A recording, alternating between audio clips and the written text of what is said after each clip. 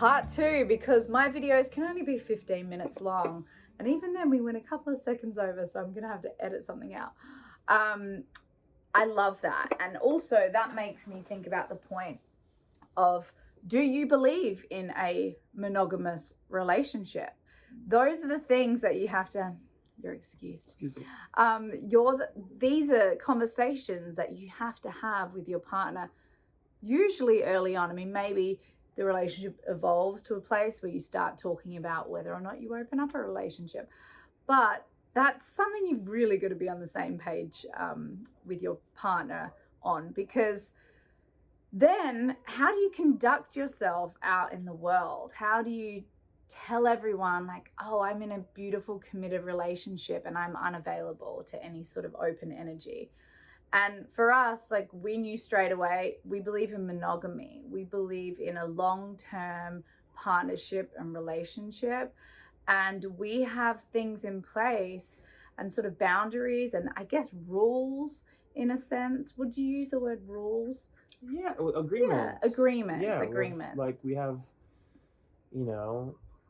spoken about agreements. It's funny. I think a lot of couples get into trouble with lack of communication. There's the communication thing again there, but it's astonishing to me sometimes, couples that I know who aren't being straight up with each other, or who aren't making agreements around really fundamental things.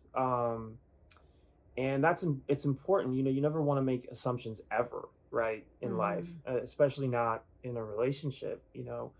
I think some relationships get into serious trouble when one person's operating under one assumption and an agreement in their head that they've just created, but they actually haven't really spoken about. So for you and I, it's been great about going through what all our agreements are. And it kind of just becomes this ingrained, easy code of conduct for us in the relationship. Because I also look at it too, like, I'm not just me anymore. Like, I represent my family.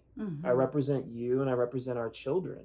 And so my conduct and my behavior, my way of being, needs to always align itself with our family, and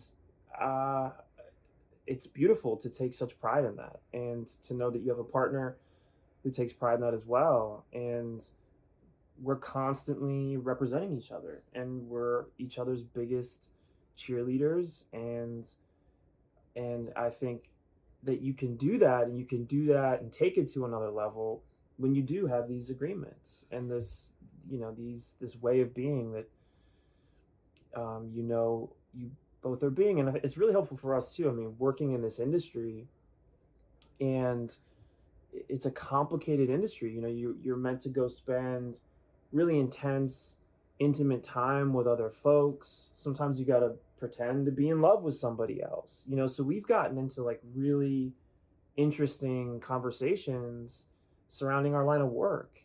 And what's been cool about that is I think that we brought each other into consciousness in areas that we were just kind of like unconscious about, or weren't really thinking about so much. But only in being in a relationship, we're like, oh, wait a second, what do we do there with this? What do we do there with that? And while things like agreements or rules can sound scary to people who are like commitment phobic, they actually end up becoming the best things. They really do. They make you feel more free and safe. What the parameters are within your relationship, what your beliefs are, how you show respect to one another, and then you get to just be out in the world knowing, I know no matter what I go through, no matter how hard the situation, like, he's always with me. We always say, he's my comrade, he's my life partner. Anything I go through, we're doing it together. And that is such a beautiful comfort to have, going through life, knowing that. It's my favorite thing. I love doing life with my man. And I think it's also, I've now had that self-reflection to see, all the ways in which I used to be in unhealthy relationships and why I stayed in those relationships. And that's another point we should bring up is, sort of taking a personal inventory, looking at your choices, looking at how you feel within your relationship. Does anything feel sticky? Do you feel insecure? Do you feel like that person's always on the precipice of leaving you?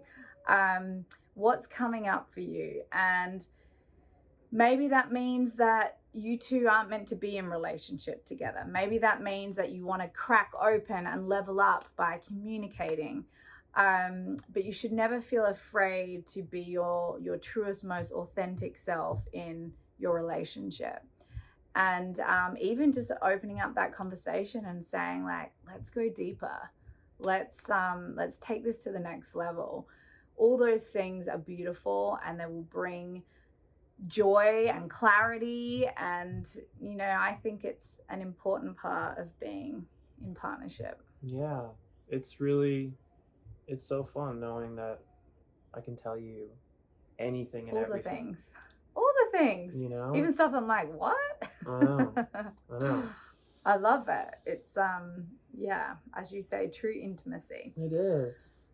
Is there anything else you want to say before we say goodbye? I love you too. Thanks for doing this with me. Thanks for letting me redo this. You're welcome. So we're sending love to all of you guys out there. We hope you're feeling happy in your partnerships, and that that there's always opportunities to go deeper and to grow and to evolve as a couple. And it's the best thing in life. So we will see you for the next episode. You won't see them, I will see them. The next episode of Lovewell. Goodbye from us. Bye.